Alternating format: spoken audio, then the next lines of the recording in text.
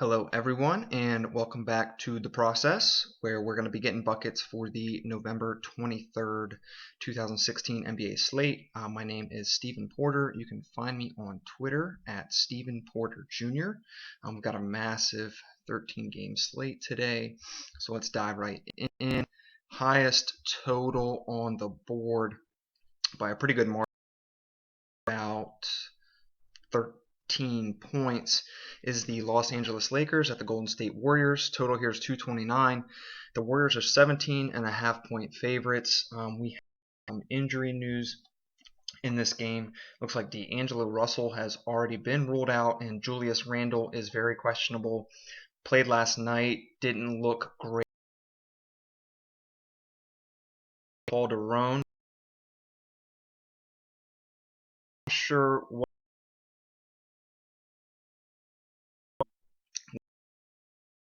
the guy that's going to sub in for him. Not sure he'll start in because Luke Walton really likes to keep the off the wall. I have no idea. Maybe like Thomas Robinson. Either way, the only guy on the Lakers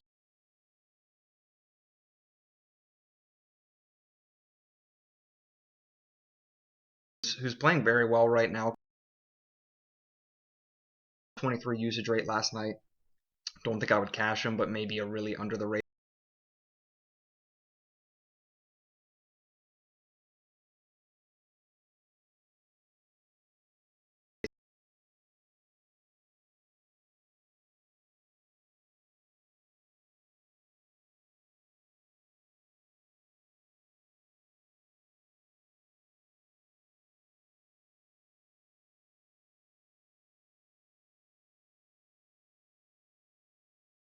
$30 plus in this matchup, and he should be able to pay off that price tag. This is a kind of a nice game for him. Will play small, and that's really going to kind of accentuate his skill set. He's a good rebounder, good passer, and he's reasonably cash or tournaments. Draymond just doesn't have the target, has a crazy ceiling in this.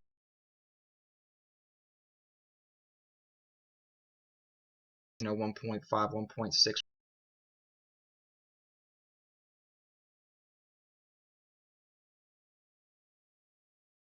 Any game.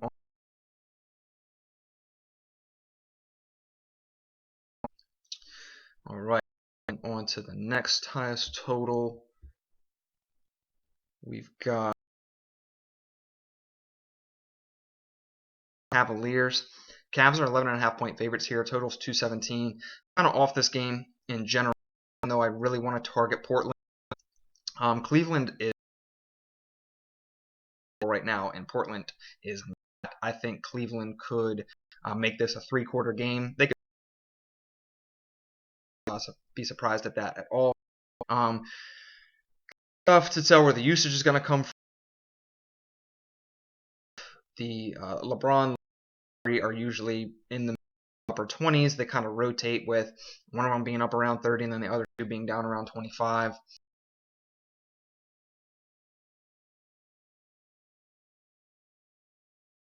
There's a better place for tournaments. If you are going to play them in tournaments, I would probably stack them up with Damian Lillard because in this game too close. Dame's still seen around a 30% usage rate. I think he's got over CJ McCollum, especially since he has played for the Cavs, has been a really good individual defender.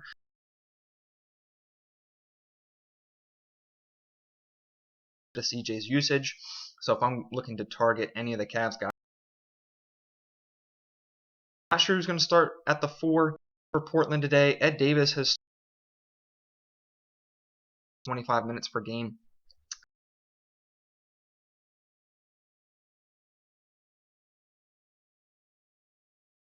$3.2 on Draftkings. Bet to pay it off.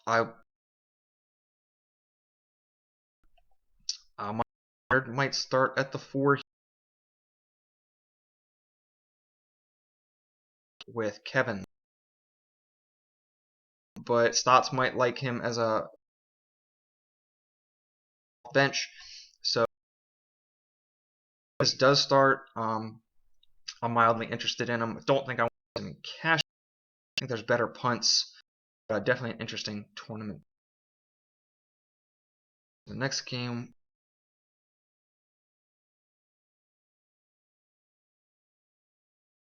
is a 3.5-point favorite in this game. Target to that. James Harden is an awesome cash and/or tournament play.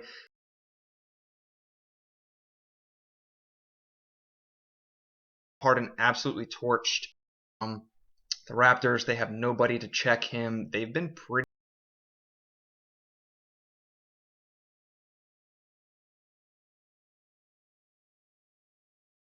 posting a higher usage rate since Patrick Beverley came back. He's been about 35% in the 3 games. I think he's good to go. Cash or tournaments, both sites. I think I'm looking to pay up for him over Russell on the other 2 guys I'd be interested in playing for Houston. Clint Capella. Capella 21 minutes over the last 3 games. Seen a 22.3. Shunis. Toronto's pretty weak on the. Houston's got a 3% rebound.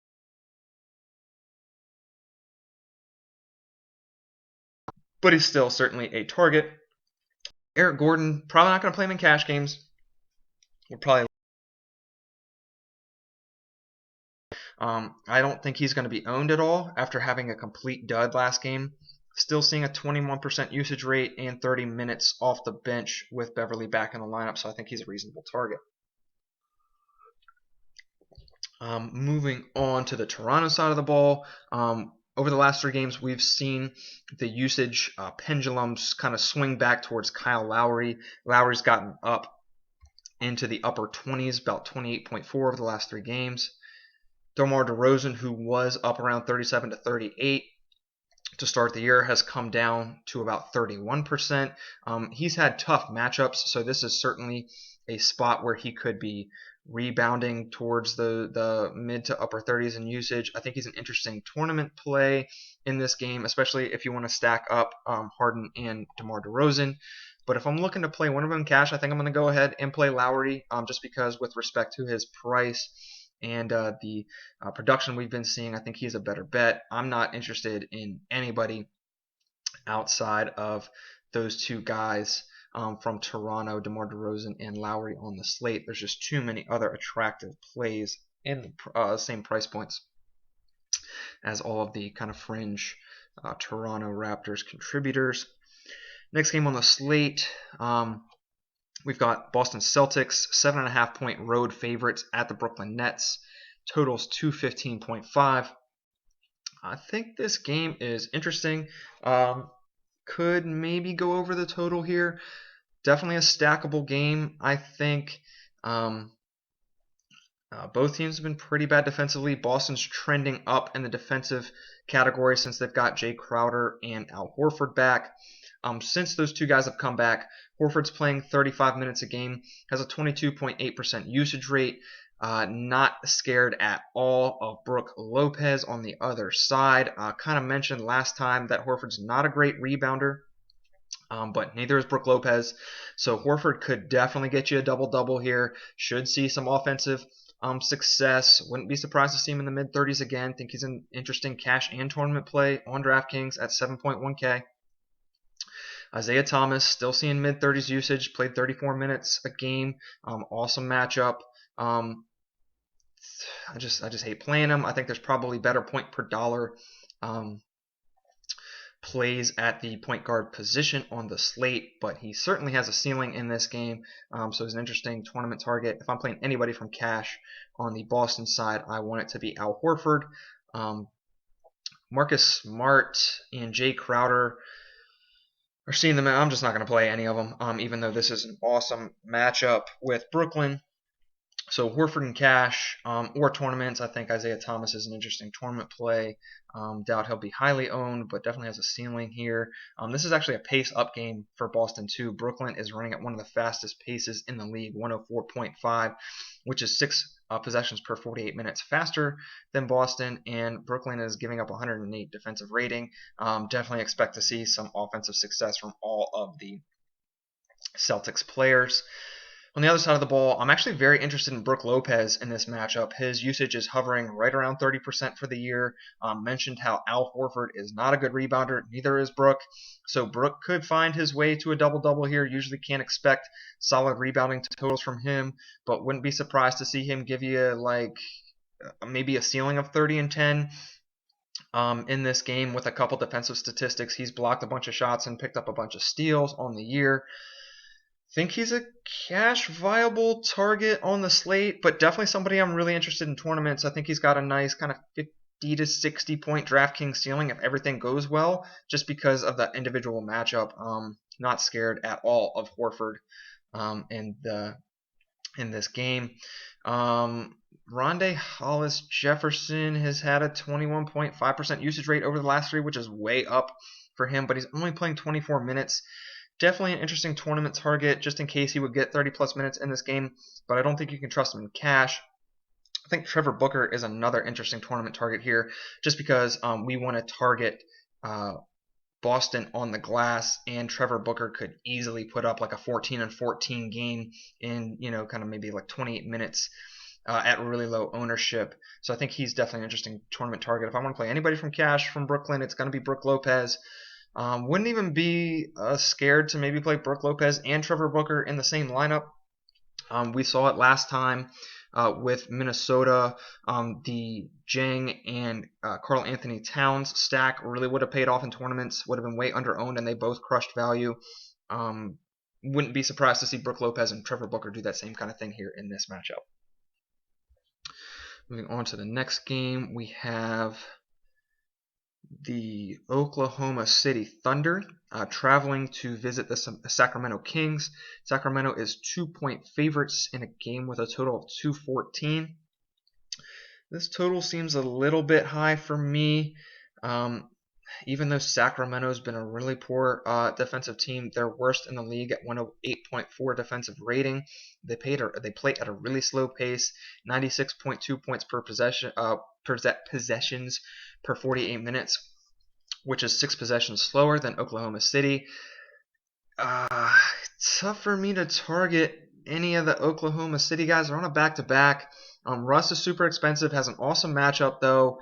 Definitely a tournament target. In cash games, I'm going to be looking to save a little bit and fill a tougher position in shooting guard with James Harden.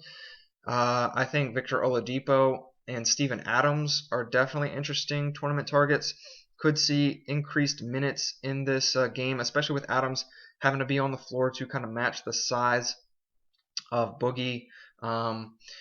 So I think he could kind of get you there. Not like I said, I don't think I'm going to catch any of these guys, but Russ, Oladipo, and Steven Adams are all viable tournament targets.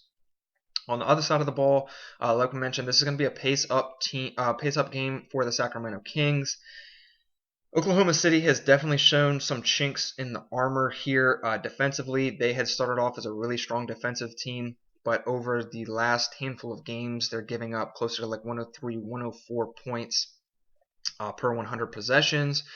Definitely think they're targetable. Again, just not really looking to target any of these guys in cash games, but DeMarcus Cousins, 37.5% usage rate since Darren Collison has returned to the lineup, which is actually an increase from what he was seeing before that. Think he's an interesting tournament target. Doubt he'll have a ton of ownership on the slate, and definitely is going to carry a ceiling here. Sacramento is 2-point favorites, so he's certainly got the ceiling. Don't trust him in cash.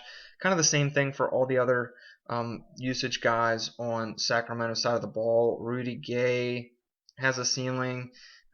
He's done well in better matchups. Definitely not going to play him in cash, but I could see going to him in tournaments. Same thing with Matt Barnes and Darren Collison. Could certainly see him getting there in tournaments, but I don't think any of these guys are really cash game targets for me on the slate.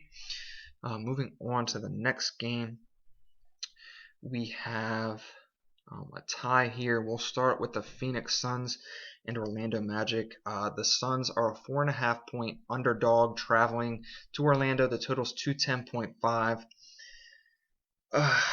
Definitely, this game's interesting. Tyson Chandler is out again, so we know that we're going to see 48 minutes combined between Alex Len and Alan Williams. The minutes have been trending up for Len. Len is definitely playing well. Like his matchup individually with Nick Vucevic, unless they would turn around and put Ibaka on him. But even so, I'm not too terribly concerned with the matchup against Ibaka. I actually have Alex Len in my cash games right now. I don't feel great about it, just because I can't trust the minutes at all with Phoenix. I mean, yeah, sure, the minutes are trending toward Alex Len, but he could certainly bottom out, give you 20 minutes and 22 Draftkings points in this game. Just it's so tough to trust any of these guys. Alan Williams, definitely not a cash target for me. Just, again, trending downwards. But after he put up a really poor performance in the last game, I think you could get him at lower ownership, and he's still probably carrying that 36 to 40 point ceiling. Has a tough individual matchup with Bismack Biyombo off the bench. Not a guy I'm going to play at all, but I guess I could see some tournament appeal for him. So yeah, I'm definitely looking to target Len out of the two of those guys. Eric Bledsoe played 40 minutes in the last game. His minutes are definitely trending upwards as well. Seeing 33 to 34 usage rate on any given night over the last couple. Can't tell where the minutes are going to be. I think he's an awesome tournament play just because if he's going to see 40 minutes again and see usage in the mid 30s, he's got legitimate 55 to 60 point DraftKings ceiling, which we saw him hit in the last game. Don't think I can trust him over a couple other guys in cash games, but definitely a really strong tournament target. We saw Devin Booker play a couple extra minutes in the last game against the Wizards. He got up to, if his minutes would load for me, I think it was like 30 minutes with a 30% usage rate. 37 minutes actually against Washington. So I guess that individually with Evan Fournier, not worried about him at all. I think Booker's a really strong tournament in this game. If it stays close, which it's certainly projected to, I think Bledsoe and Devin Booker would get you there to that 6x that you need on DraftKings. Don't think I can trust any of these guys in cash right else from the Suns. It's Bledsoe, Booker, Len, or no one for me. Don't think I'm going to cash Bledsoe just because I think he's awesome and it's great. He should play towards the ceiling, but I just can't trust it.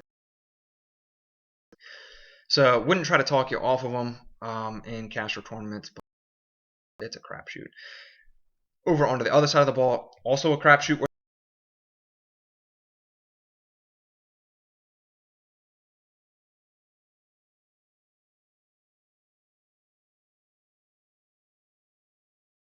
Now, one of those games was against Dallas and their absolute trash offense, but I still think it's worth monitoring.